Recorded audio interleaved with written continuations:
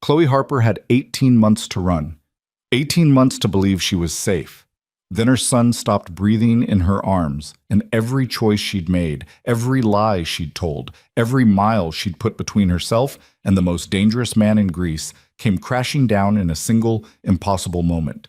Because the only person who could save Leo was the father who didn't know he existed, the man she'd sworn never to call. The underworld king she'd fled in the dark, pregnant and terrified, praying Dmitri Konstantin would never find her.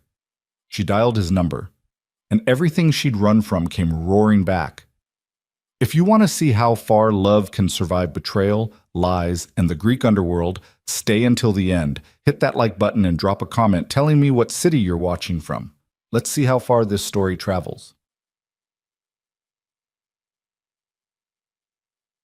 The apartment was too quiet. That was the first sign. Not the fever. Chloe had handled fevers before. Not the labored breathing. She was an ER nurse. She knew how to count respirations, assess work of breathing, recognize distress. But the quiet, that hollow, suspended silence that fell over the cramped living room like a held breath, that was new. That was wrong. Leo had been crying for 3 hours straight, high-pitched, inconsolable wails that tore through the thin walls of the Athens suburb where Chloe had been hiding for the past year and a half. The kind of crying that brought concerned knocks from neighbors and made her pulse spike with every shadow that passed the window. Then, 10 minutes ago, he'd gone still. Not peaceful, not asleep. Still. Chloe pressed her palm to his chest, feeling for the rise and fall she'd been monitoring obsessively since the fever spiked past 104. His skin was furnace hot beneath the damp washcloth she'd draped across his torso, his little body limp in her arms like a rag doll. His eyes were half open, glassy, unfocused. "Leo, baby, stay with me," her voice cracked. Professional detachment, the armor she wore in the ER, the wall between her and the chaos of trauma bays and code blues, shattered completely. This wasn't some stranger's child. This was hers. This was the boy she'd carried inside her body while she ran. The boy she'd delivered alone in a clinic outside Thessaloniki because she was too afraid to use her real name at a hospital. The boy whose first breath had been the only thing that mattered in a world that had gone dark and dangerous. She tilted his head back gently, checked his airway. Clear. Pulse. Thready, but there. Breathing, shallow, irregular, but present. Not a seizure. Not yet. But close. Too close. The thermometer beeped. 105.3. Chloe's hands shook as she reached for her phone. She'd already called the local clinic twice. They told her to give him ibuprofen, keep him hydrated, bring him in if it got worse. It had gotten worse. But the clinic was 20 minutes away on foot, and she didn't have a car. She didn't have money for a taxi. She didn't have money for anything except the rent on this shithole apartment and the groceries she bought in bulk at the discount market. She didn't have anyone. Except, no. Chloe set the phone down, her breath coming fast and shallow. She pressed the heels of her palms against her eyes, trying to think through the panic that clawed at her ribs. There had to be another option. There was always another option. She could call an ambulance, but an ambulance meant paperwork, questions, records. Records meant names. Names meant being found, and being found meant losing Leo forever. She looked down at her son, at the tiny chest that barely moved, at the face that was flushed red and slack with exhaustion. 18 months old. 18 months of dodging shadows, changing addresses, working under the table at a hospital that didn't ask too many questions. 18 months of telling herself she'd made the right choice, that running had been the only way to keep him safe. But safe didn't mean shit if he died in her arms. Her phone sat on the coffee table, screen dark, waiting. One number. One call. One man who could move heaven and earth with a single word. Who could summon doctors, specialists, helicopters if he wanted to. One man who had the power to save Leo's life. The same man she'd sworn never to contact again. Dmitri Konstantin. Crime lord, king of the Greek underworld. The father Leo would never know. Chloe's throat tightened. She remembered the last time she'd seen him, standing in the marble foyer of his Athenian estate, his dark eyes cold and unreadable as he'd told her to take the day, after she'd mentioned feeling lightheaded. She'd been 3 months pregnant and hadn't known it yet. She'd thought he was being considerate.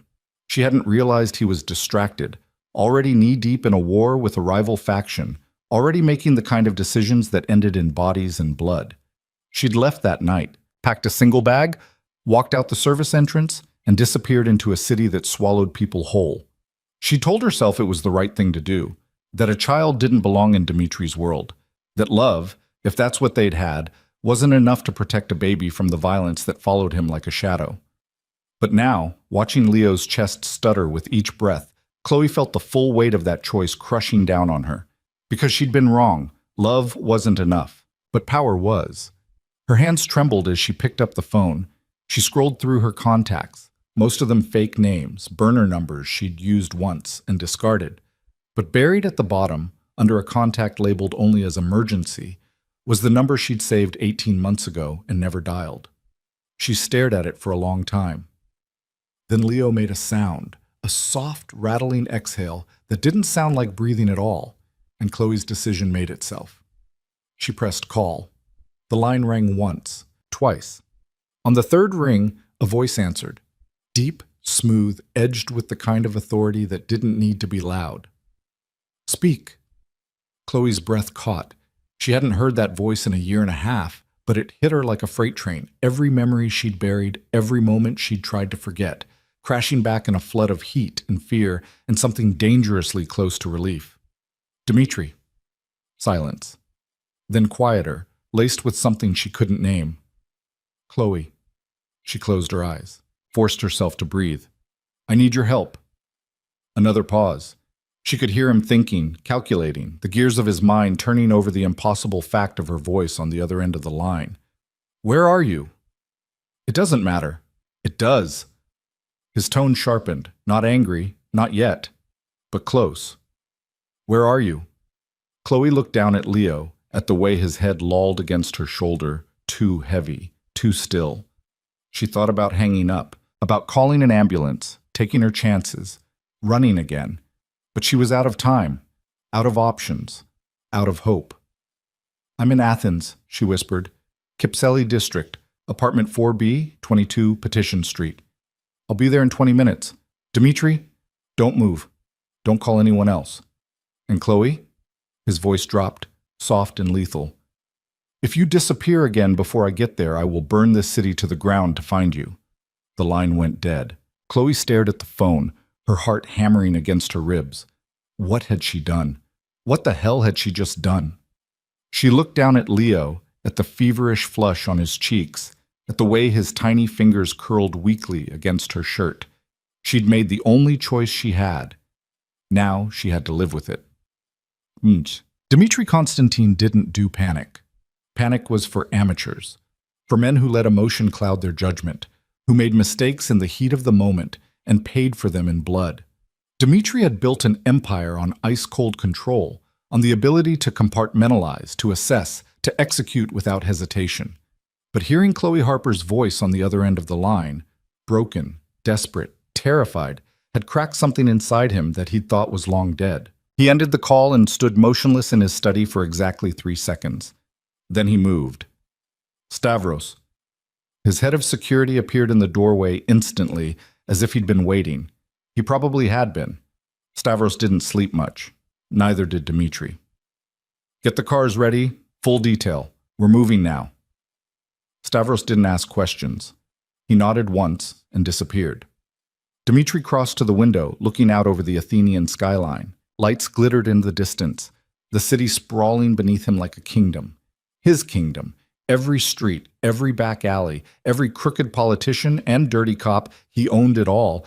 But for 18 months, the one thing he couldn't find, couldn't buy, couldn't control, was the woman who'd walked out of his life without a word.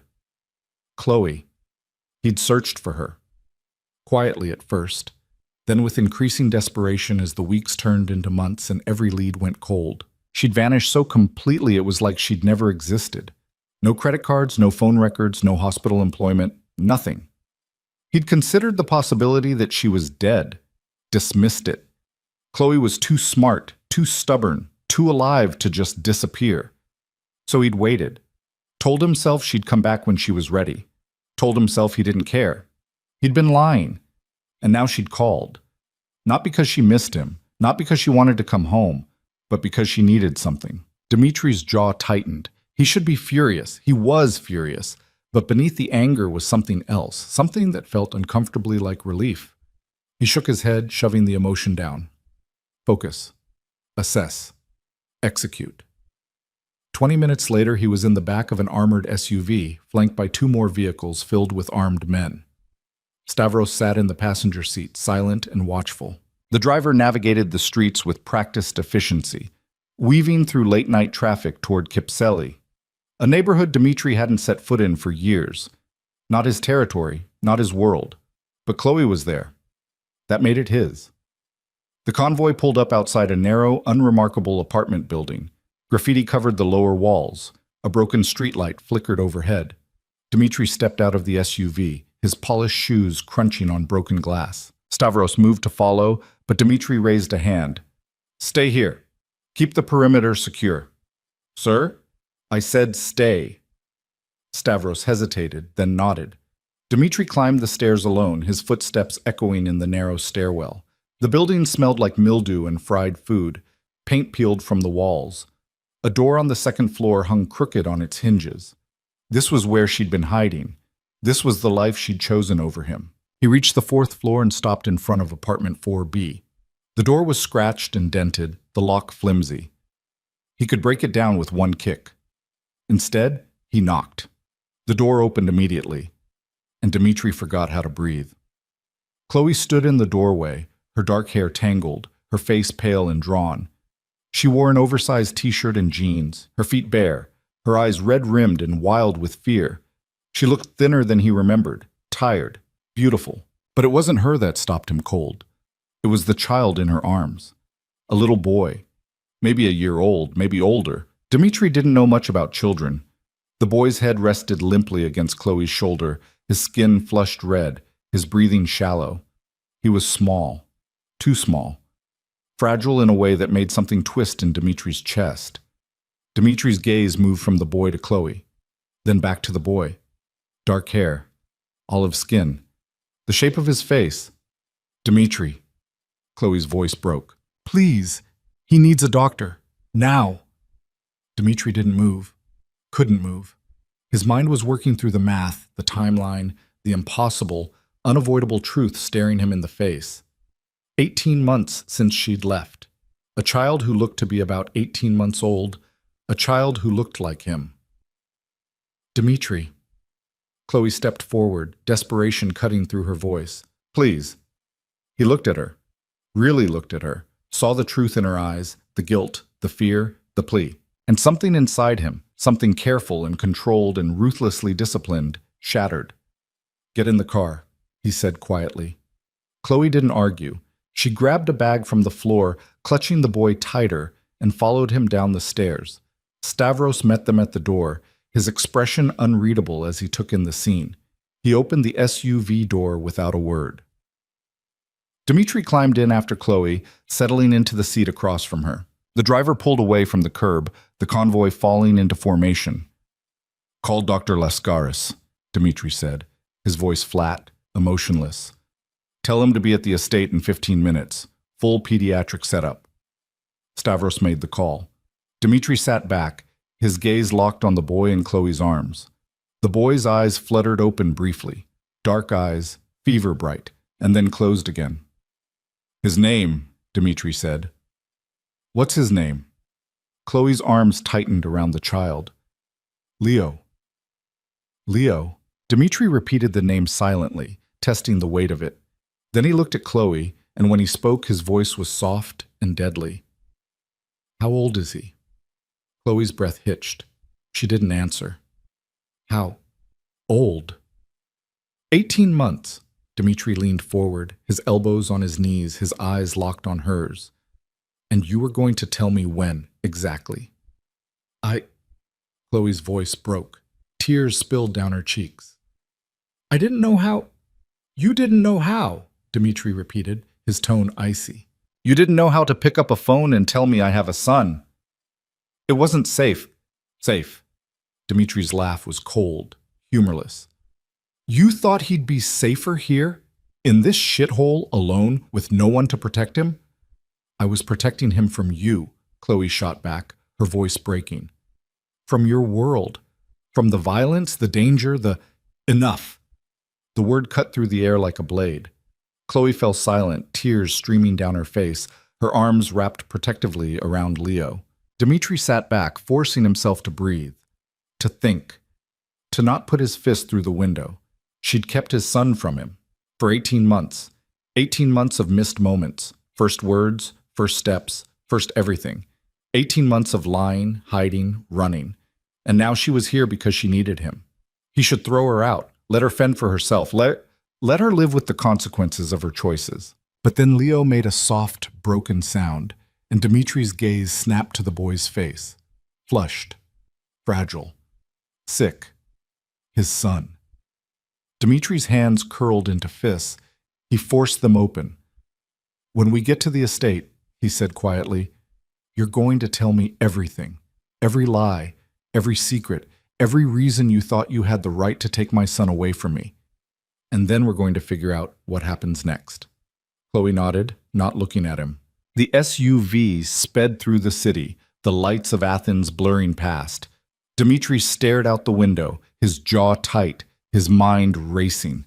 18 months she'd stolen from him. But she was here now, and she wasn't leaving. Not this time. The Constantine estate sat on the outskirts of Athens, hidden behind high walls and guarded gates. Chloe had been here before, back when she'd worked as Dimitri's private nurse, back when she'd been naive enough to believe she could keep her heart separate from her job. She'd failed spectacularly. The gate swung open as the convoy approached.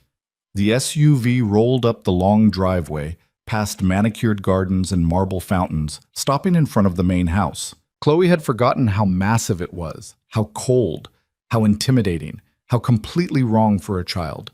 Stavros opened the door. Dmitri stepped out first, then turned and offered his hand. Chloe hesitated. Then she took it. His grip was firm, steady, impersonal. He didn't let go as he guided her up the steps and into the house. The foyer was exactly as she remembered. White marble floors, high ceilings, a chandelier that probably cost more than she'd earned in her entire life. A man in his 60s stood waiting, a medical bag in hand. Dr. Lascars. Chloe recognized him from her time here. He'd been kind to her once. He nodded at Dmitri, then looked at Chloe and the boy in her arms. His expression softened. Upstairs, Dmitri said. Guest wing, now. Dr. Lascaris followed them up the sweeping staircase, down a long hallway lined with closed doors. Dmitri pushed open one of them, revealing a spacious bedroom with an adjoining sitting room. The bed was enormous, the linens pristine. A crib had already been set up in the corner. Chloe stared at it. How… I made a call, Dmitri said simply. Lay him down. Chloe crossed to the crib, lowering Leo gently onto the mattress. He whimpered, his eyes fluttering open, unfocused. Dr. Lascaris was already beside her, setting down his bag, pulling out a stethoscope. Talk to me, he said gently. What are his symptoms? Chloe rattled off the details, fever spiking to 105, lethargy, decreased responsiveness, no rash, no vomiting. Dr. Lascaris listened, nodding, his hands moving efficiently as he examined Leo. He checked the boy's throat, his ears, his lungs. Likely a viral infection, he said finally, but the fever's too high. I'm going to start an IV, get some fluids in him, bring the temperature down. If he doesn't improve in the next few hours, we'll transfer him to a hospital. No hospitals, Dmitri said from the doorway. Dr. Lascaris looked at him. Dmitri, no hospitals. Handle it here. The doctor hesitated, then nodded. I'll need to stay and monitor him. Fine. Chloe stood frozen beside the crib, watching as Dr. Lascaris worked. The IV went in smoothly. Leo barely flinched, too exhausted to fight. The doctor administered medication, adjusted the boy's position, covered him with a light blanket. He'll be all right, doctor, Lascaris said quietly, meeting Chloe's eyes. You did the right thing, calling for help. Chloe nodded, unable to speak. Dr. Lascaris packed up his bag. I'll be downstairs if you need me. Check on him every 30 minutes. If the fever doesn't start coming down in 2 hours, call me immediately. He left, closing the door softly behind him. Chloe sank into the chair beside the crib, her legs giving out. She buried her face in her hands, her shoulders shaking with silent sobs. Chloe. Dimitri's voice was quiet, close. She looked up. He stood a few feet away, his hands in his pockets, his expression unreadable. You should rest, he said. I'm not leaving him. I didn't ask you to leave him. I said rest. Chloe shook her head. I can't. I need to. You need to sit down before you collapse. Dimitri's tone sharpened. You're no good to him if you fall apart. Chloe wanted to argue, but he was right. She was running on fumes, on adrenaline, on fear that had kept her moving for hours. Now, with Leo safe, or as safe as he could be, her body was starting to shut down. She leaned back in the chair, pulling her knees up to her chest. Dimitri watched her for a moment, then crossed to the sitting room. He returned with a blanket, draping it over her shoulders. Thank you, she whispered. He didn't respond. He pulled up another chair and sat across from her, his gaze fixed on the crib. They sat in silence, the room filled with the soft sounds of Leo's breathing and the quiet hum of the IV pump. Finally, Dimitri spoke. Tell me. Chloe's throat tightened. Tell you what? Everything. His eyes cut to hers, dark and cold. Start with why you left. Chloe closed her eyes. She'd known this conversation was coming, had dreaded it for 18 months, but there was no avoiding it now. I was pregnant, she said quietly. 3 months. I didn't know until after I left. Why didn't you tell me? Because I was terrified. The words spilled out, raw and honest. You were in the middle of a war, Dimitri. People were dying. Your enemies were circling. I watched you come home covered in blood more times than I could count. I couldn't bring a child into that. So you ran. So I ran, she echoed. I thought it was the right thing to do. I thought... Her voice broke. I thought he'd be safer without you. Dimitri's jaw tightened. And was he? Chloe looked at Leo, at the IV in his tiny arm, at the fever-flushed skin. No. Dimitri leaned forward, his elbows on his knees. Do you have any idea what it was like? Waking up and finding you gone? Searching for you for months, thinking you were dead, thinking I'd... He stopped, his voice cracking for the first time. You destroyed me, Chloe. Tears slid down her cheeks. I'm sorry.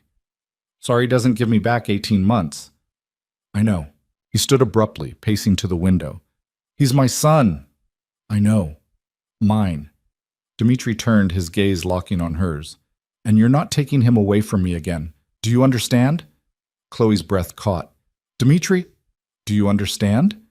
She nodded slowly. Yes. Good. He crossed back to the crib, looking down at Leo. His expression softened, just slightly, just enough for Chloe to see the crack in the armor. What's he like? Chloe blinked. What? When he's not sick, what's he like? She smiled despite herself. He's loud. He laughs at everything. He loves music, any kind, it doesn't matter. He dances when he hears it, and he's stubborn. So stubborn. Once he decides he wants something, he doesn't stop until he gets it. Dimitri's mouth quirked. Wonder where he gets that. Chloe laughed, a broken, watery sound. Yeah, wonder. They lapsed into silence again. Dimitri reached down, his hand hovering over Leo's head for a moment before gently brushing the dark curls back from the boy's forehead. My son, he murmured. Chloe's chest tightened. She'd spent 18 months convinced she'd made the right choice. But watching Dimitri now, watching the way he looked at Leo, the way his entire world had shifted in the space of a single moment, she realized just how much she'd stolen from both of them. I'm sorry, she whispered again. Dimitri didn't respond. He just stood there, his hand resting lightly on Leo's head, his gaze fixed on the boy's face. And for the first time in 18 months, Chloe let herself believe that maybe, just maybe, she'd made the right choice after all. Not in leaving, but in coming back. The hours crawled by. Dr. Lascaris checked in twice, adjusting the IV, monitoring Leo's vitals. The fever broke just before dawn, 105 dropping to 102, then to 100. Leo's color improved. His breathing steadied. Chloe didn't sleep. Neither did Dimitri. They sat in silence, watching the boy sleep, neither willing to leave, neither willing to speak. When the first light of dawn filtered through the curtains, Leo's eyes fluttered open. He blinked, confused, disoriented. Then he saw Chloe and reached for her. "Mama." Chloe's heart broke and mended all at once. She crossed to the crib, lifting him gently, careful of the IV. "Hey, baby, I'm here. Mama's here." Leo buried his face in her shoulder, his small hands gripping her shirt. Dmitri stood slowly, his gaze fixed on the boy. Leo turned his head, his dark eyes, so much like his father's, locking on Dmitri's face. They stared at each other. Then Leo smiled. It was a small, sleepy smile, but it hit Dmitri like a freight train. Chloe saw it, the way his expression shifted, the way his entire body tensed and then softened. He stepped closer, his hand lifting, hesitating. "It's okay," Chloe said softly. "You can touch him." Dmitri's hand settled gently on Leo's back. The boy didn't pull away. He just looked at Dmitri with those wide, curious eyes and smiled again. "Hey," Dmitri said quietly.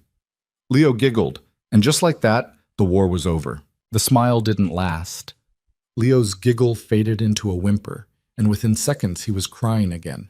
Not the terrified wails from before, but the exhausted, pitiful sounds of a sick child who didn't understand why everything hurt. Chloe rocked him gently, murmuring soft reassurances, but her own exhaustion was catching up fast. Her vision blurred at the edges. Her hands trembled. Dmitri saw it. He always saw everything. "Give him to me." Chloe's arms tightened instinctively. "I'm fine." "You're swaying on your feet." Dmitri stepped closer, his voice firm but not unkind. "You haven't slept. You haven't eaten. Give him to me." "I can handle Chloe." His hand settled on her shoulder, steady and warm. "Let me."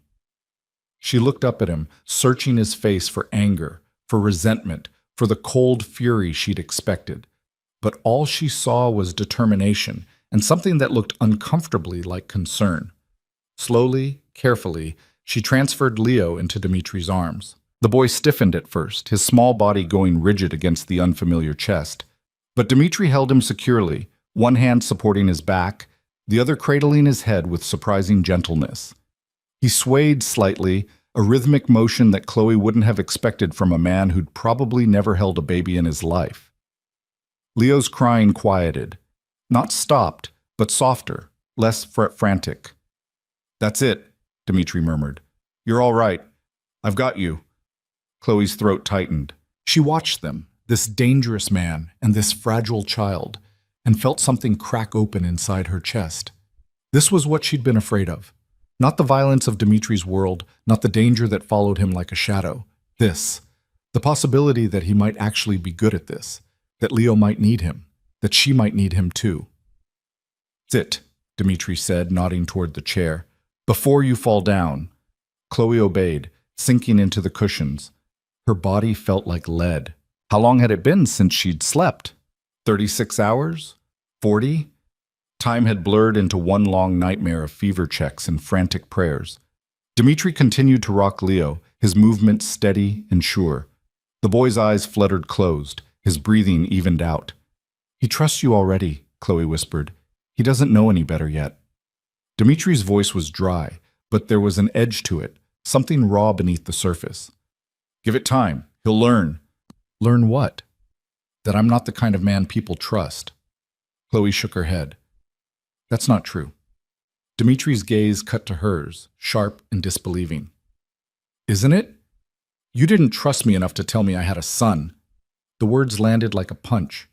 Chloe looked away, shame burning hot in her chest. "I was wrong." "Yes, you were." Silence fell between them, heavy and suffocating. Leo slept on, oblivious to the tension crackling in the air. Finally, Dmitri spoke again. "Doctor, Lascaris will stay until the fever's completely gone. After that, we'll need to discuss what happens next." "What do you mean?" "I mean," Dmitri said slowly, "that you and Leo are staying here, under my protection, non-negotiable." Chloe's pulse spiked. "For how long?" "As long as it takes." "As long as what takes?" Dmitri's expression hardened. As long as it takes for me to make sure my son is safe. That means securing the estate, running background checks on everyone who's been in contact with you for the past 18 months, and eliminating any threats. Dmitri, you can't just keep... I can, and I will. He looked down at Leo, his jaw tight. You made your choices, Chloe. Now I'm making mine. And my choice is that no one touches my son. Ever.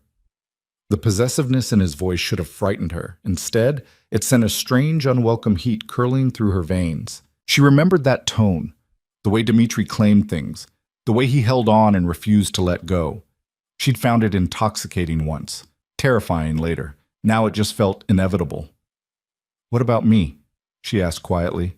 Dmitri's gaze lifted, locking on hers. What about you? Am I a prisoner here? Do you want to leave? Chloe opened her mouth to say yes. The word should have been easy, automatic. But it stuck in her throat because the truth was more complicated than that. She didn't want to leave Leo, and Leo was safest here, which meant she was stuck, not by force, but by the simple, undeniable fact that Dmitri held all the cards.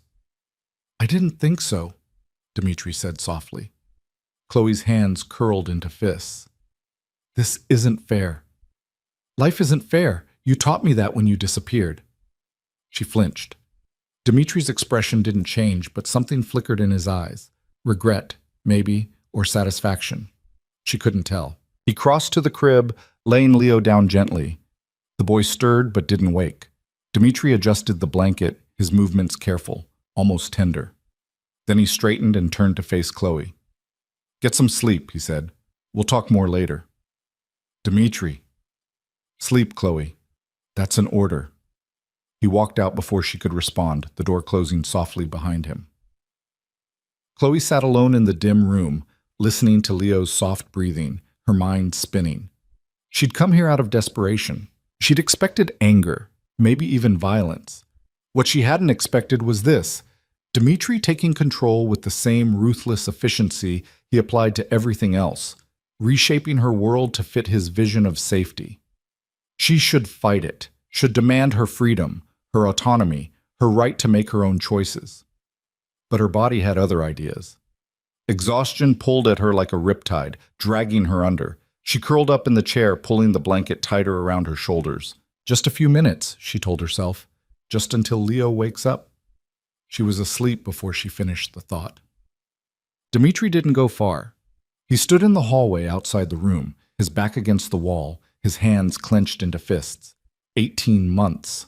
The number kept circling through his mind, sharp and relentless. 18 months of his son's life, gone. Stolen. And for what? Because Chloe had decided, on her own, without asking, without trusting him, that Leo would be safer without him. She'd been wrong. The proof was in that shithole apartment, in the fever that had nearly killed the boy, in the desperation that had finally driven her back. But she'd also been right. Dmitri closed his eyes, forcing himself to acknowledge the truth he didn't want to face. 18 months ago, he'd been at war. The Papadakis faction had been pushing hard, challenging his territory, his authority, his right to rule. He'd been brutal in his response, calculated, merciless, and absolutely necessary. But it had also been dangerous. People had died. Good people. Innocent people caught in the crossfire. Chloe had seen all of it. She'd patched him up after fights, cleaned blood off his hands, watched him make the kind of decisions that kept him alive but cost him pieces of his humanity. She'd been terrified. And she'd run. He couldn't blame her for that. Not really. But he could blame her for not giving him a choice, for not trusting him enough to try. Stavros appeared at the end of the hall, his expression carefully neutral. Sir, Dr. Lascaris says the boy is stable. Fever's down to 99. He's optimistic. Dmitri nodded. Good. What else? The perimeter's secure. I've doubled the guard rotation and installed additional cameras. No one gets in without our knowledge. And the apartment? Clean team's already there. We'll have it stripped and sanitized within the hour. No trace left behind. Her records? Still working on it. She's been careful. Multiple aliases. Cash-only transactions. No digital footprint. But we'll find everything eventually. Dmitri's jaw tightened. Chloe had been thorough, professional even. She'd learned well during her time with him, maybe too well. What about the Papadakis faction? He asked. Stavros hesitated. Quiet. Too quiet. Meaning? Meaning they know something, or they're planning something. Hard to say which. Dimitri's hands curled into fists. The Papadakis family had been a thorn in his side for years, old rivals who'd never quite accepted his rise to power. The war 18 months ago had ended in a stalemate, both sides too battered to continue. But truces in their world were fragile things, held together by fear and mutual exhaustion. If Kostas Papadakis learned that Dimitri had a son, "Increase surveillance," Dimitri said quietly. "I want eyes on every member of that family, and I want to know the second anything changes." Yes, sir. Stavros left. Dimitri stood alone in the hallway, his mind already working through scenarios, probabilities, threats. He'd built his empire on control, on knowing more, moving faster, hitting harder than anyone else. But now there was a variable he couldn't control. Leo. A child. His child. Vulnerable in ways Dimitri had forgotten existed. He couldn't afford weakness. Couldn't afford mistakes. But he also couldn't afford to lose them again. Dimitri pushed off the wall and headed downstairs. The estate was quiet.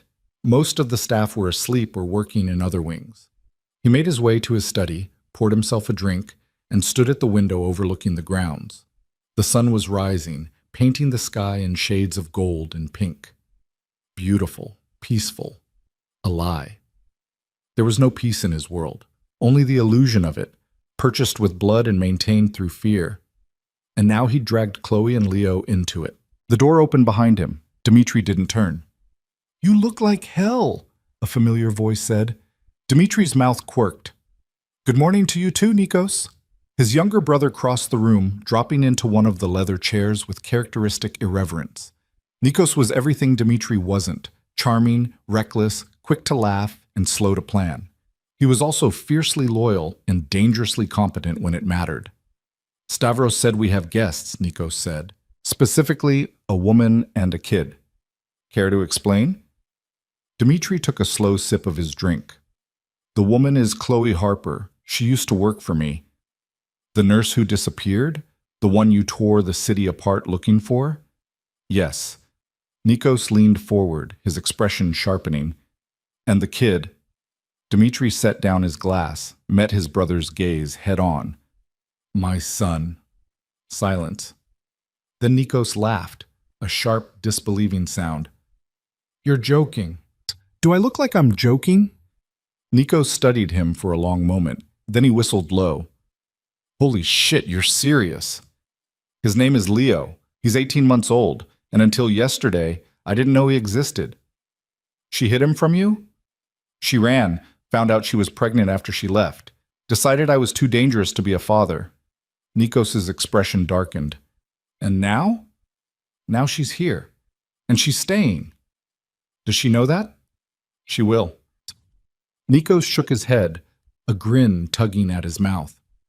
"This is insane. You know that, right? You have a kid, a whole-ass human being who shares your DNA. I'm aware. And you're just keeping them here like that's not going to blow up in your face?" Dimitri's gaze hardened. "I'm protecting them. There's a difference." "Is there?" Nikos's tone was skeptical. "Because from where I'm sitting, it looks like you're caging a woman who already ran from you once. That doesn't usually end well." "She came back. Because her kid was dying. Not because she wanted to." The words hit harder than Dimitri wanted to admit. He picked up his glass again, draining it in one swallow. "What do you want me to say, Nikos? That I should let her go? Send her back to that shithole apartment where she can barely afford food, let alone medical care? Where she's one bad day away from losing everything? I want you to admit that this isn't just about protection. You want her here. You want to keep her."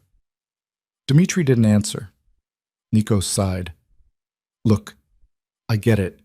She hurt you. She took something from you. But if you turn this into a prison, you're going to lose her all over again. And this time, you'll lose the kid too." "I won't lose them." "You sure about that?" Dimitri turned away from the window, his expression hard. "I'm sure that I will do whatever it takes to keep my son safe. If that means Chloe stays here, then that's what happens. She made her choice 18 months ago. Now she has to live with mine. Nico stood, shaking his head. Just don't screw this up, okay? You're good at a lot of things, but relationships aren't one of them. Thanks for the vote of confidence. Any time. Nikos paused at the door. For what it's worth, the kid's lucky to have you, even if you are a controlling bastard. He left before Dmitri could respond. Dmitri stood alone in the study, his brother's words echoing in his mind. He wasn't good at relationships, never had been. His world didn't allow for softness, for vulnerability, for the kind of trust that relationships required. But Leo wasn't a relationship. Leo was blood, family, his. And Dmitri protected what was his, no matter the cost. Chloe woke to the sound of laughter. For a moment, she didn't remember where she was. The room was too large, too bright, too clean. Then memory crashed back, Leo's fever, the desperate phone call, Dimitri's arrival, the estate. She sat up quickly, panic spiking. Where was Leo? The crib was empty. Chloe bolted to her feet, her heart hammering. She yanked open the door and followed the sound of laughter down the hall, through the sprawling house, until she reached a sunlit sitting room overlooking the gardens. Leo sat on the floor, surrounded by toys she'd never seen before. A stuffed lion, building blocks, a soft ball. He was laughing, his face lit up with joy, reaching for the ball as it rolled toward him. Dmitri sat cross-legged on the floor across from him, rolling the ball back. Chloe stopped in the doorway, her breath catching. Dmitri looked different, relaxed almost. He'd changed out of his suit into dark jeans and a black t-shirt, his sleeves pushed up to reveal the tattoos that marked his forearms. His hair was slightly mussed, and he was smiling, not the cold, calculated smile she'd seen him use on enemies, but something real, genuine. Leo giggled and threw the ball. It went wide, bouncing off Dimitri's knee. Dmitri caught it and rolled it back, slower this time. Good try, he said. You'll get it. Leo clapped his hands, delighted. Chloe's chest tightened. She'd imagined this moment 1,000 times, Dmitri meeting Leo, holding him, maybe even loving him. But she'd always imagined it ending in disaster, in Leo crying and Dmitri walking away, in the whole fragile dream shattering. She hadn't imagined this. Dmitri on the floor, patient and present, teaching his son to play. He woke up an hour ago, Dmitri said without looking up. Fever's gone. Dr. Lascaris checked him, said he's out of the woods. Chloe stepped into the room, her legs unsteady. Why didn't you wake me? You needed sleep. Dmitri finally looked at her, his expression unreadable. And I needed time with him. Time to do what? To get to know my son. The possessiveness in his voice was back, sharp and undeniable. Chloe crossed her arms, defensive. He's my son too. I'm aware. Dmitri stood, brushing off his jeans. But you've had 18 months with him. I've had 18 hours. I'm playing catch-up. Leo looked between them, his smile fading. He reached for Chloe, his small hands opening and closing. Mama. Chloe scooped him up, holding him close. He wrapped his arms around her neck, burying his face in her shoulder. It's okay, baby, she murmured. Mama's here. Dmitri watched them, his jaw tight. We need to talk. About what? About what happens next. Chloe's stomach twisted. I thought we already covered that. We're staying here until... What did you say? Until you decide it's safe? That's part of it. What's the other part?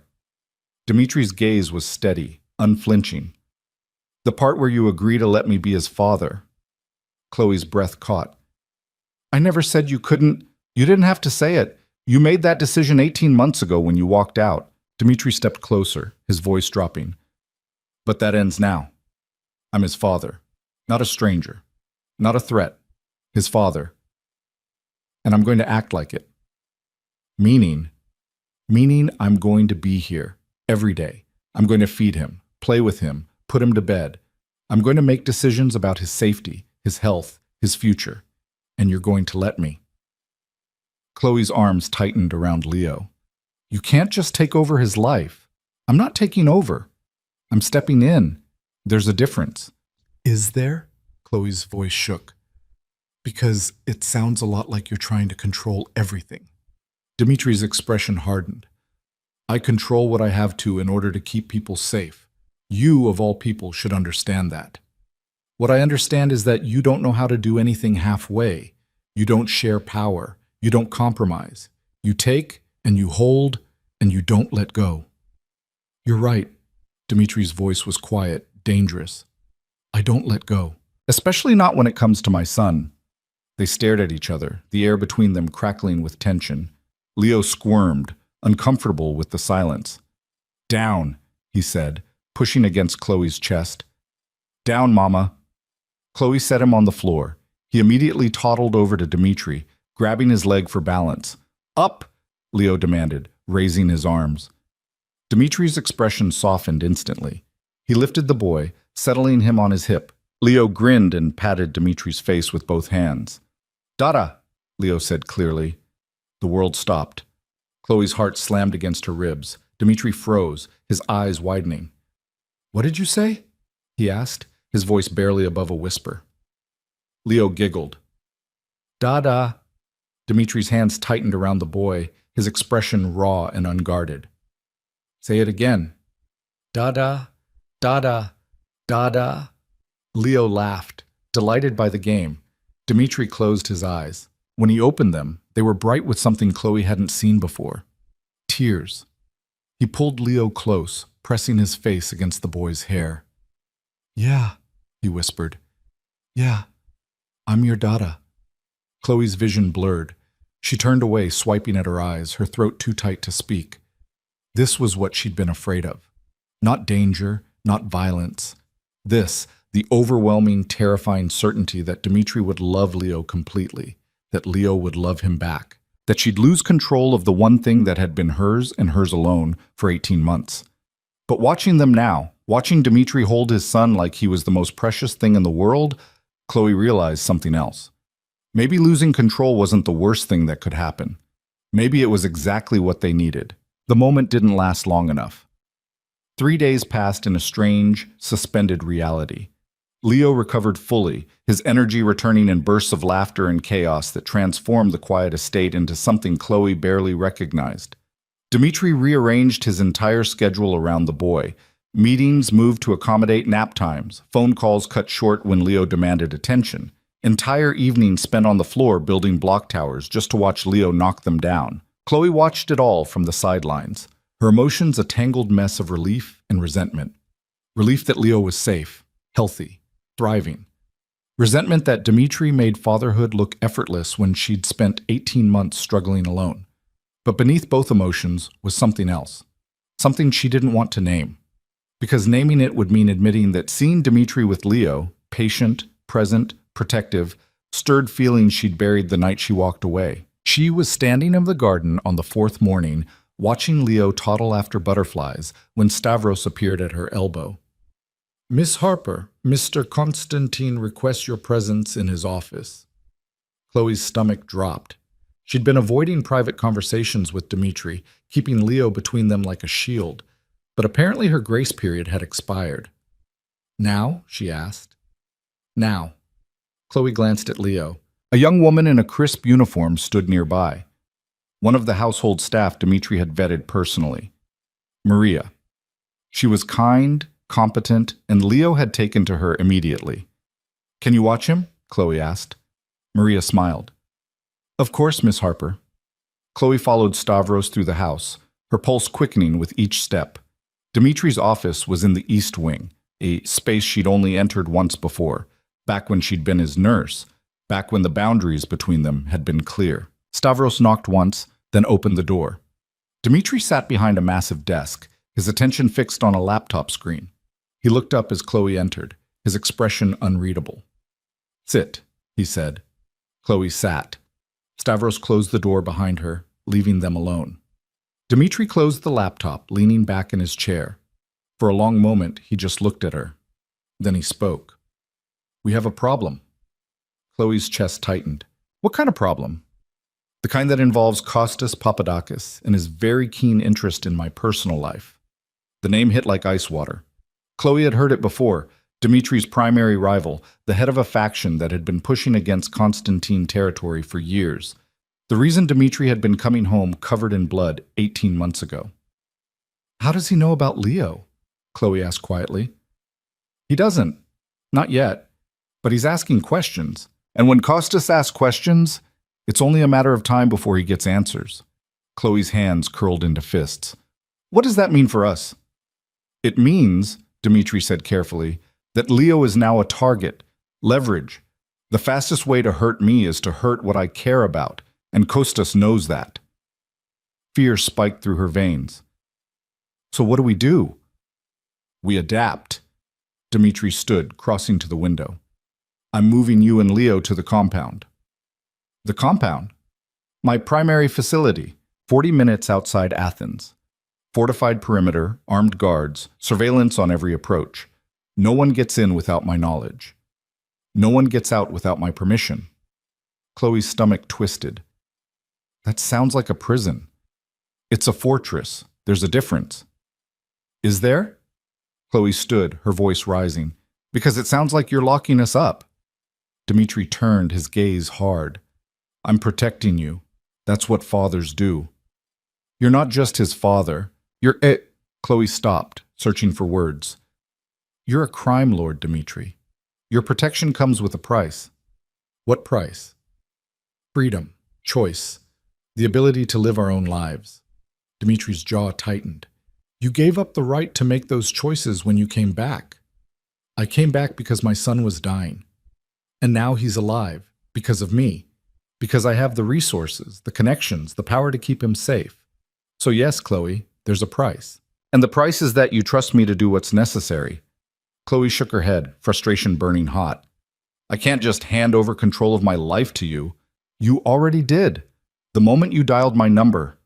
The words hung between them, sharp and undeniable.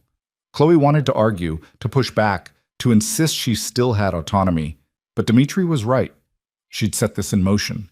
And now she was caught in the current, powerless to change course. When do we leave? She asked finally. Tomorrow morning. Pack what you need. Everything else will be provided. Chloe turned toward the door, her throat tight. Chloe. She stopped but didn't turn around. I know you're afraid, Dimitri said quietly. I know this isn't what you wanted, but I will keep you safe, both of you. That's a promise. Chloe didn't respond. She walked out, closing the door behind her, her heart pounding against her ribs. She believed him. That was the problem. She believed Dimitri would protect them with everything he had. But protection wasn't the same as freedom, and she was starting to realize that in Dimitri's world, you couldn't have both. The compound was nothing like the estate. Where the estate had been elegant and sprawling, the compound was functional and fortified. High concrete walls topped with razor wire, guard towers at each corner, a single reinforced gate that required 3 levels of security clearance to open. Inside, the main building was sleek and modern, all steel and glass, but Chloe could see the cameras, the reinforced doors, the armed men stationed at every entrance. It looked exactly like what it was, a fortress built to withstand a siege. Leo didn't notice.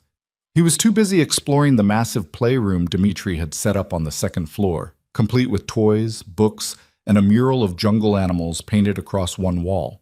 Chloe stood in the doorway, watching him play, trying to ignore the panic clawing at her chest. He likes it. Chloe turned. Dimitri stood behind her, hands in his pockets, his expression carefully neutral. He's 18 months old, Chloe said. He'd like a cardboard box if you put toys in it. Fair point. Dimitri stepped into the room, crouching down as Leo ran over with a stuffed elephant.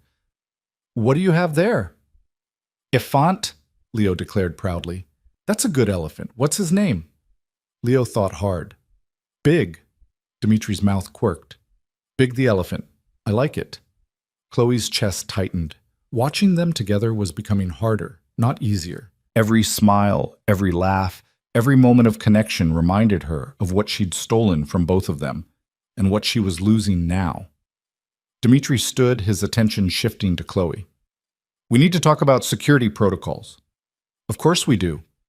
If Dimitri caught the sarcasm, he didn't show it. You and Leo stay in the residential wing. No leaving the building without armed escort. No phone calls unless I approve them first. No contact with anyone from your old life. Chloe's hands curled into fists. So I'm a prisoner. You're protected. Protected and trapped feel pretty similar from where I'm standing. Dimitri's expression hardened. Would you rather I let you walk out that gate? Let you go back to your apartment, your life, and wait for Costas to figure out you exist? Because that's the alternative, Chloe. Freedom or safety? Pick one. That's not fair. Life isn't fair, you already knew that. Chloe turned away, her jaw tight. She wanted to scream, to throw something, to break the suffocating control Dimitri wrapped around everything. But Leo was right there, playing happily, oblivious to the cage closing around them. How long? She asked quietly. How long what? How long do we stay here? Dimitri was silent for a moment. Then he said, until the threat is neutralized. And what does that mean? It means I handle Costas, permanently. Chloe's blood went cold. You're going to kill him, if necessary. And if it's not necessary, then I'll find another way. But one way or another, he stops being a problem. Chloe turned to face him, her voice shaking. This is exactly what I was afraid of. This is why I left, because your solution to everything is violence. My solution to everything is survival, Dimitri shot back. And sometimes survival requires violence. I won't apologize for that. I'm not asking you to apologize. I'm asking you to see that there might be another way. There isn't. How do you know? Because I've been doing this for 15 years, Chloe. I know how men like Costas think. I know what they respect and what they exploit. And sentiment, family, love, anything that looks like weakness, that's what they exploit first. Chloe's throat tightened. So what are we supposed to do? Hide here forever while you wage war? You're supposed to trust me. I don't know if I can. The words came out before she could stop them. Dimitri's expression shuddered, his jaw tightening. Then we have a problem, he said quietly. Before Chloe could respond, the door opened. Stavros stepped in, his face grim. Sir, we have movement on the perimeter. 3 vehicles, unidentified. Dimitri's entire demeanor shifted. The father disappeared, replaced by the crime lord, cold, focused, lethal. Lock it down, he ordered. Full protocols, no one in or out. Stavros nodded and vanished. Dimitri crossed to Chloe in 2 strides, gripping her shoulders. Take Leo to your room. Lock the door. Don't open it for anyone except me or Stavros. Understand? Fear spiked through her. What's happening? I don't know yet, but I'm not taking chances. His hands tightened. Go, now. Chloe scooped up Leo, who protested loudly at being pulled away from his toys. She carried him out of the playroom, down the hall, into the suite Dimitri had assigned them. The door was heavy, reinforced. She locked it, her hands shaking. Leo squirmed. Down, Mama. Not yet, baby. Just not yet. She set him on the bed, her pulse racing. Outside, she could hear shouts, the sound of engines, footsteps running past. The compound was mobilizing. Leo started to cry. Chloe pulled him close, murmuring reassurances she didn't believe. Her mind raced. Was it Costas? Had he found them already? Was this the attack Dimitri had been preparing for? Minutes crawled by. Then an hour. The sounds outside faded. Silence fell. Chloe's phone buzzed. A text from Dimitri. False alarm. Stand down. Relief flooded through her, so intense it left her dizzy. She sat down hard on the bed, Leo still crying in her arms. It's okay, she whispered. We're okay. But she didn't believe it, because this was their life now.